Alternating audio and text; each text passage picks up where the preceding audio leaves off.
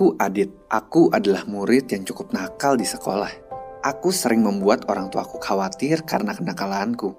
Di sekolah, aku sering tidak menghiraukan perkataan guru dan sering membuat mereka kesal. Saat aku baru menginjak kelas 10 di sekolah, aku mengalami kecelakaan yang cukup parah. Aku ingat kata terakhir guruku sesaat sebelum terjadi kecelakaan ketika kami dalam perjalanan kegiatan pramuka. Guruku mengingatkanku untuk memakai helm, tapi dengan nada meremehkan ku katakan, "Gak usah, dekat kok pak." Aku menaiki motor yang dikendarai temanku yang memakai helm sedangkan aku tidak.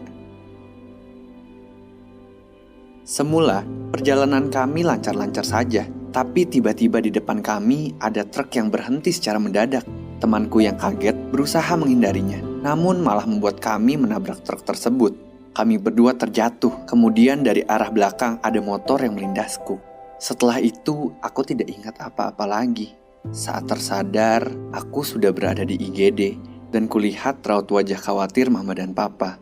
Mama bercerita bahwa temanku selamat dengan luka ringan, namun aku didiagnosis geger otak sangat parah.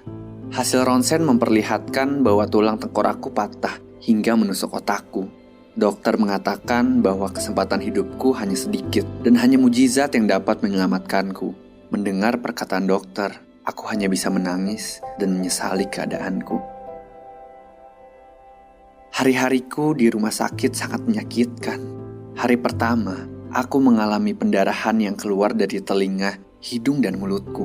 Aku juga berkali-kali muntah hingga tak sadarkan diri. Tangan dan kaki kanan terus bergerak kencang hingga aku diikat di ranjang oleh dokter. Hari kedua, kepalaku mengalami pembengkakan 2 kali lipat dan berwarna merah seperti semangka yang membuat siapapun yang menjengukku tidak dapat mengenaliku. Hari ketiga, kondisiku menurun. Hentakan kaki yang tadinya kencang sekarang sudah tidak lagi. Mama, Papa, dan semua keluargaku sudah mengikhlaskan jika aku pergi. Mereka tidak tega jika aku harus hidup dalam keadaan seperti itu. Aku sedih melihat Mama yang terus menangisi keadaanku. Mama dan Papa terus berdoa untuk kesembuhanku. Teman-temanku serta guru-guruku juga datang silih berganti untuk menjenguk dan mendoakanku. Seminggu berlalu dan kondisiku kini mulai membaik. Kata dokter, jika terus membaik, maka aku dapat dioperasi. Setelah aku berada di rumah sakit lebih dari 3 minggu, keadaanku benar-benar berangsur baik. Kepalaku yang tadinya sebesar buah semangka, kini telah kembali normal. Lalu aku pun segera dioperasi. Operasiku berjalan lancar, dan setelah dioperasi, kondisiku perlahan pulih.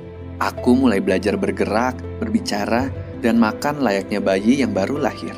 Dokter mengatakan bahwa keadaanku tidak akan kembali normal seperti dulu.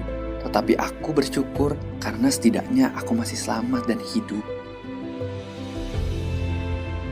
Saat ini aku sudah mulai bisa berbicara. Meskipun kaki dan tangan kiriku masih tidak bisa digerakkan. Aku tidak akan patah semangat. Aku hanya menyesali tindakanku yang tidak mengindahkan peringatan guruku untuk memakai helm. Sekarang, aku hanya bisa mengingatkan keluarga dan teman-temanku akan pentingnya memakai helm. Helm bukan sekedar dipakai untuk menghindari polisi, tapi kita harus sadar bahwa pentingnya helm untuk meminimalisir terbenturnya kepala dan melindungi diri kita saat terjadi kecelakaan.